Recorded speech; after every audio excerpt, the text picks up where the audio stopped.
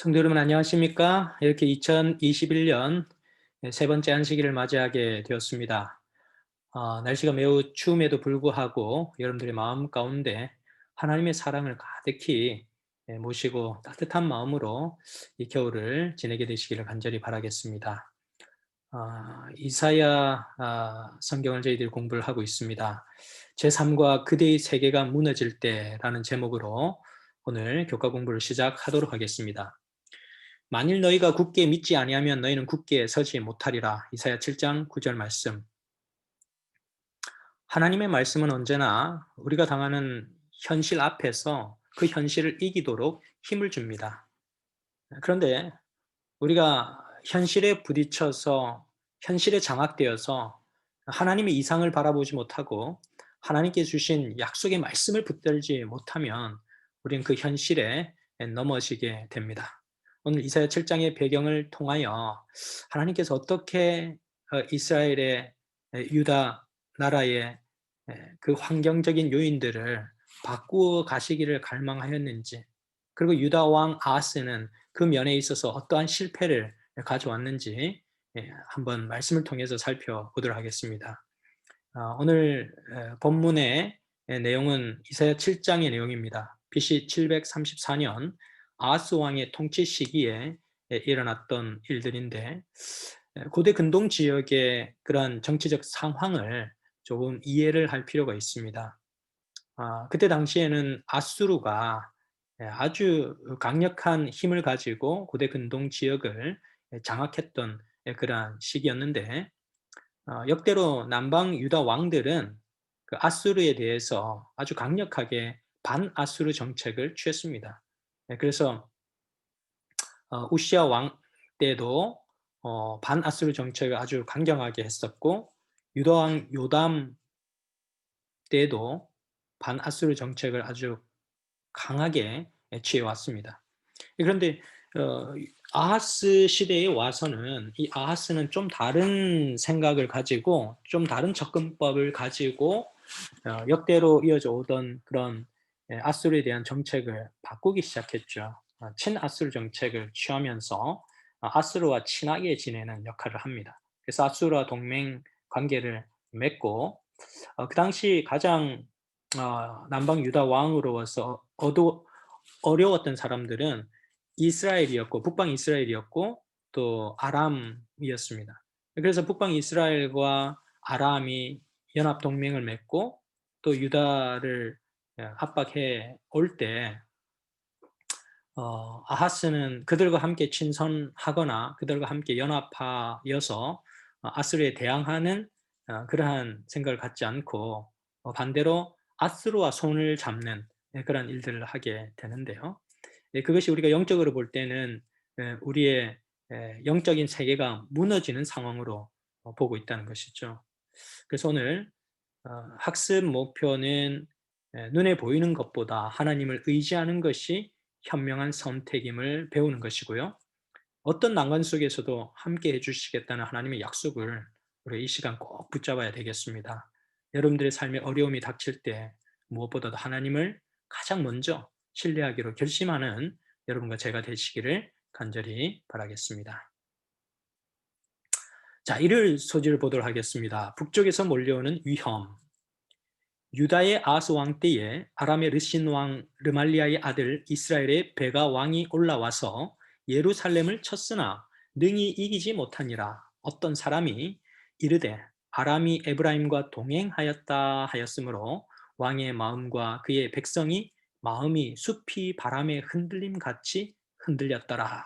아멘. 지금 이 시대에도 하나님께서 흔드시는 흔들림 가운데서 많은 것들이 흔들림을 당하고 있고 또 저울질을 당하고 있고 우리의 믿음이 시험을 받는 시대에 저희들은 살아가고 있습니다. 그런데 유다 왕 아하스의 통치 초기에도 굉장한 흔들림과 또한 위기 가운데 국가가 처해져 있게 되었습니다. 그때 지도자의 선택은 굉장히 중요한데 이 아하스는 슬기로운 선택을 하지 못했습니다. 그때 당시에 북방 이스라엘과 아람이 동맹을 하게 되고 남방 유다를 공격합니다. 그런데 두 나라가 유다에게 제안하기를 우리와 함께 동행해서 동맹해서 아수르의 강력한 힘에 대항하자라고 하는 것을 제안합니다. 그러나 이치를 따져본 아하스는 현실 상황에서 두 북방 이스라엘과 아람과 손을 잡고 아수르에 대항하는 것보다는 힘센 아수르에게 붙어서 그 아수르의 강력한 힘을 배경으로 두 나라를 오히려 치는 것이 더 유익하겠다라고 생각한 것입니다. 그래서 아하스는 디글랏필레셋 3세에게 가서 상당한 뇌물을 주고 동맹 관계를 맺습니다.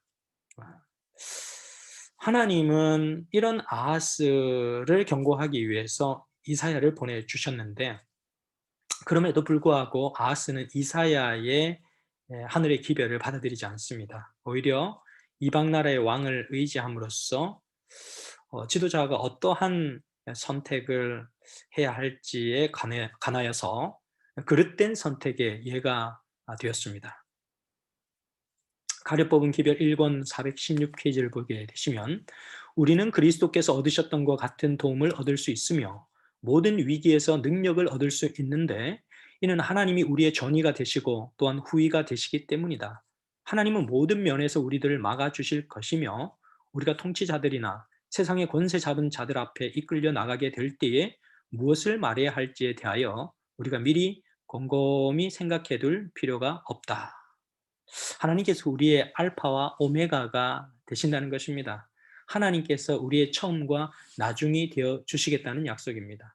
사는 성도 여러분, 여러분들이 가장 캄캄한 암흑의 시간을 걷고 있다 할지라도 하나님께서 우리의 알파와 오메가가 되신다는 사실을 꼭 기억하게 되시기를 간절히 바랍니다. 월요일 소지 보시면은 저지하려 하심입니다.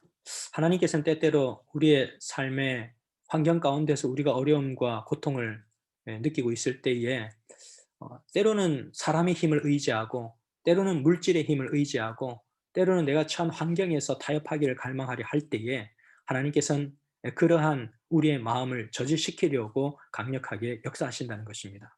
그때의 여호와께서 이사야에게 이르시되, 너와 내 아들 스알 야숲은 윗못 수도 끝 세탁자의 밭 큰 길에 나가서 아하스를 만나. 심각한 위기 가운데 빠진 아하스를 구하기 위하여 하나님은 계획을 세우시고 하나님의 사람을 파송하시기로 결정하십니다. 아하스는 이때 이스라엘과 아람의 연합군을 대항하기 위해서 가장 큰 정치적인 묘수를 발견하고 정치적인 저울을 합니다. 그러나 하나님은 그것이 얼마나 위험한 상태에 있는 것인지를 아시고 긴급한 대처 방안을 마련하시는데, 그것은 영감적인 선지자 이사야를 파견하셔서 그 아하스의 왕을 바꾸어 놓는 것이었습니다. 그래서 하나님은 이 아하스 왕에게 아수르의 지도자 빌랏빌레셋 3세를 만나지 못하도록 이사야 선지자를 파견하시고 하나님의 기별을 전달하게 하십니다. 그 하나님께서 이사야에게 제공하신 하나님의 기별은 지금 당장 하나님의 백성들이 죄로부터 돌아서지 않으면 포로로 잡혀갈 것이고 남은 자만 돌아오게 될 것이다 라고 하는 그런 강력한 기별을 전달하게 됩니다. 이렇게 전달받은 기별에 대한 결정은 아하스 왕의 몫이었습니다. 순종할 것인지 불순종할 것인지는 아하스 왕의 몫이었고, 오늘 그분의 초청과 부르심 앞에 서 있는 우리들의 몫이기도 합니다. 그런데 오늘 여기서 우리가 월요일 소주에서 배워야 할 가장 중요한 핵심적인 메시지는, 옳은 결정을 위해서는 반드시 하나님과 그분의 약속을 의지해야 한다는 것입니다. 인간의 눈에 커 보이는 장애도 하나님의 눈에는 극히 작은 것에 불과하다. 하나님은 우리의 문제보다 훨씬 더 크시다. 이 말씀을 꼭 기억하시고, 여러분들의 문제가 크게 보이거나 어렵게 보이거나 도저히 해결이 되지 않을 것처럼 보이는 그 문제 앞에서 훨씬 더 크신 하나님을 바라보시고 하나님을 통해서 힘을 얻게 되시기를 간절히 바랍니다. 선지자왕 175페이지입니다. 낙담은 가장 영웅적인 믿음도 흔들릴 수 있고 가장 확고한 의지도 약하게 할 수 있다. 그러나 하나님은 그 모든 것을 이해하시고 여전히 동정하시고 사랑하신다. 하나님은 동기와 마음의 의도를 훤히 아신다. 모든 것이 어둡게 보일 때에 끈기 있게 기다리고 의지하는 것이 하나님의 사업을 지도하는 자들이 배워야 할 교훈이다. 네, 화요일 소지입니다. 또 다른 기회. 다윗의 집이여 원하건대 들을지어다. 너희가 사람을 괴롭히고서 그것을 작은 일로 여겨 또 나의 하나님을 괴롭히려 하느냐. 이사야 7장 13절 말씀. 설령 아하스가 바른 선택을 하지 못했지만 하나님은 항상 그런 사람에게조차 또 다른 기회를 허락하시는 분이십니다. 죄인이 불순종과 바른 선택을 하지 못하지만 그것을 정죄치 아니하시고 그 연약한 선택력에서 정말 강력한 선택을 할 수 있도록 하나님 앞에 불순종에서 순종으로 돌아설 수 있도록 하나님은 따뜻한 모습으로 다시금 아하스를 찾아가시고 또 다른 기회를 주시며 이사야를 통하여서 하나님 앞에 다시금 믿음의 도전을 하도록 용기를 주시는 분이 하나님이란 사실을 화요일 소지에서 드러내고 있습니다. 아하스는 이사야의 초청에 믿음으로 반응을 하지 않았습니다. 그럼에도 불구하고 하나님은 또 다른 기회를 주시면서 아하스에게 하나님께서 강력하게 당신을 도울 수 있으리라는 징조를 구하라고 요청하십니다. 여러분, 정말 여러분들이 어렵고 힘들 때 하나님께서 어떤 다른 사람들을 통하여 하나님께 간절히 기도해 보십시오. 하나님께 은혜를 간구해 보십시오. 하나님께 특별한 사인을 요청해 보십시오. 이런 말을 들었다면 얼마나 좋을까요? 그래서 하나님은 아하스가 믿기만 한다면 모든 것을 주시기로 결정하시고 준비하고 계신 하나님이셨습니다. 그러나 아하스는 이 중요한 타이밍에 하나님께 징조를 구하지 않겠다고 얘기합니다. 그런데 그 핑계가 얼마나 아, 참 신앙적인 것처럼 보이는지 모릅니다. 예. 어떻게 우리가 하나님을 시험하느냐, 하나님을 괴롭게 하느냐, 그렇게 하나님을 시험하고 하나님을 괴롭게 하는 것은 바르지 않다. 이렇게 아하스가 반응을 하면서 하나님께 모든 것을 전적으로 구하는 일들을 하지 않습니다. 그런데 오늘 하나님께서 우리에게 주시는 권면은 하나님께 특별한 징조를 구함으로 하나님께 열렬히 기도함으로 하나님의 영적 선물을 구하는 것은 그분을 괴롭게 하는 것이 아니라 그분을 기쁘게 한다는 사실입니다. 믿음으로 하나님을 시험하지 않는 것이, 믿음으로 하나님 앞에 도전을 하지 않는 것이 오히려 그분의 마음을 아프게 하고 그분의 마음을 괴롭게 한다는 사실을 우리 오늘 역사적인 사실을 통하여서 굉장히 중요한 영적 사실들을 깨닫게 되는 것입니다. 우리가 하나님께 무엇인가를 구하는 것은 그분께 괴로움이 되지 않습니다. 오히려 우리가 하나님께 의지하지 않는 것이 그분께 괴로움이 된다는 사실을 꼭 기억하시고 여러분들의 삶의 매 순간순간마다 하나님께 간절히 기도하시고 하나님의 징조를 구하게 되시기를 간절히 바라겠습니다. 가려법은 기별 1권 83페이지입니다. 우리들은 더욱 큰 믿음을 가질 필요가 있다. 우리 백성들 사이에 믿음이 결핍된 것을 보게 될 때에 나는 놀라움을 금치 못한다. 주께서 말씀하셨으니 그 말씀을 성취하실 것이다. 주께서 하신 모든 말씀은 꼭 그대로 이루어지는 것이므로 그분의 약속을 잠잠히 의뢰하라. 다음은 수요일 소지입니다. 아들의 징조. 그러므로 주께서 친히 징조로 너희에게 주실 것이라. 보라, 처녀가 잉태하여 아들을 낳을 것이요 그 이름을 임마누엘이라 하리라. 이사야 7장 14절 말씀.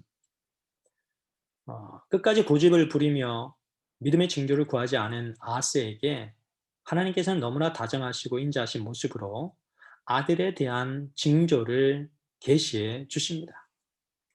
하나님께서 오히려 이제는 답답하여서 아하스에게 한 아들에 대한 징조를 제안하시는 것입니다. 그 아들은 처녀에게서 잉태되는 특별한 아들이 될 것이라고 말씀하십니다. 그리고 그 아들의 이름까지 명명해 주십니다. 그 아들의 이름은 임마누엘이 될 것이다 라고 말씀하시면서 그 임마누엘이라고 하는 아들의 뜻은 하나님이 우리와 함께 계시다 라고 하는 뜻을 하나님께서 아하스에게 알려주셨습니다. 그때 당시에 어떠한 구체적인 이 아들의 징조가 그 시대적으로 성취되었는지는 명확하지 않습니다. 그러나 그 아들의 성취는 실제적으로 예수 그리스도께서 이 땅에 오셔서 구속사적, 메시아적 사명을 성취하는 그 사실을 통하여 임마누엘 되신 예수님에게서 그 아들에 대한 징조가 성취되었다는 사실을 우리 마태복음 1장 23절을 통하여 알 수 있게 됩니다. 사랑하는 성도 여러분, 오늘 우리들의 삶에 어떠한 문제 앞에서 괴롭고 고통하며 절망하지 마시고 하나님께서 여러분들에게 약속하신 임마누엘 아들 예수 그리스도를 받아들이시고 예수 그리스도를 마음속에 모셔서 아들의 징조가 우리의 삶 속에 성취되는 기쁨을 맛보게 되시기를 간절히 바라겠습니다. 증언복음 2권 54페이지입니다. 그분은 진실한 마음으로 당신을 찾는 모든 사람들을 즉시 도와주는 분이 되셨다.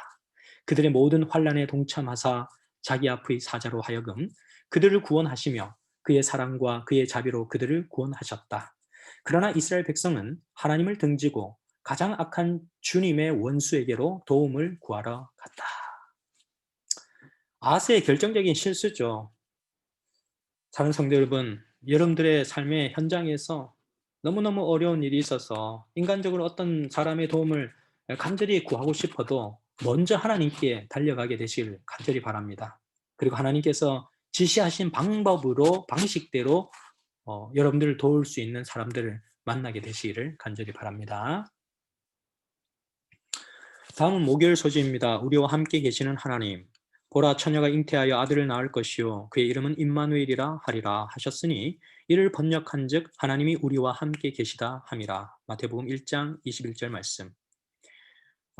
하나님께서 우리와 함께 하시겠다는 약속은 과거나 미래에 있을 일이 아니라 현재 진행형이라는 사실을 목요일 소지는 강조하고 있습니다. 임마누엘이라고 하는 하나님의 그 이름의 뜻은 하나님 플러스 우리 플러스 함께. 그래서 하나님 우리와 함께인데 생략된 동사는 있다라는 비동사입니다. 현재 진행형입니다. 하나님께서 현재 우리와 함께 계시다는 것이죠. 예수님이라는 이름의 뜻도 여호수아인데 이 여호수아라고 하는 이름의 뜻도 단어 분석을 하게 되면 여호와 플러스 구원 이렇게 되겠습니다. 그래서 여호와 구원인데 여호와께서 구원이 되신다는 사실이죠. 거기에 생략된 동사는 비동사 역시 현재 진행입니다. 하나님께서 여호와 하나님께서 예수 그리스도께서 우리의 구원이 되신다는 말씀이시죠. 그래서 여러분들이 어떠한 상황과 타이밍과 환경 가운데 있다 할지라도 어떤 문제 앞에 봉착되어 있다 할지라도 어떤 장애물이 여러분 앞에 크게 딱 버티고 있다 할지라도 그 순간조차도 하나님은 여러분을 떠나지 아니하시고 하나님이 여러분들과 함께 계신다는 사실을 꼭 기억하게 되시기를 간절히 바랍니다. 왜 우리에게 있어서 이런 임마누엘 하나님이 우리와 함께 계시다라는 약속이 중요한가? 우리에게 주실 수 있는 가장 강력한 힘은 그보다 더 강력한 보증과 위안이 없기 때문입니다. 하나님께서 우리와 함께 하실 때 모든 문제가 해결될 수 있기 때문입니다. 시편 23편에서도 하나님께서는 시편 기자의 그 어려운 환경 가운데 사망의 음침한 골짜기를 다니는 것과 같은 그런 심정을 여기고 있는 시편 기자에게 하나님께서는 그때도 함께 하신다고 약속해 주셨고 돌에 맞아 죽어가는 스테반에게도 하나님은 그래 돌에 맞아 죽어가는 스테반과 함께 하시겠다고 하는 약속을 주시고 계십니다. 그리고 이사야 43장 2절에는 하나님께서 시퍼런 강물에 높은 물결치는 바다 위에서도 우리와 함께 하시고 강물 위에서도 우리와 함께 하시고 또 뜨거운 불 가운데도 우리와 함께 하시겠다고 약속하셨습니다. 창세기 32장에서는 야곱이 하나님과 씨름할 때에 밤새도록 하나님과 씨름하며 하나님의 뜻을 구할 때에 그때 그곳에도 하나님께서 함께 하시겠다고 약속하셨습니다. 그리고 구약성경 다니엘서에 보면 풀무불에 던져진 다니엘의 세 친구와 함께 하시는 하나님, 인자 같은 분, 인자 같은 분이 풀무불에 속에 있는 다니엘의 세 친구와 함께 하고 있는 사실을 느부갓네살 왕이 보게 되었습니다.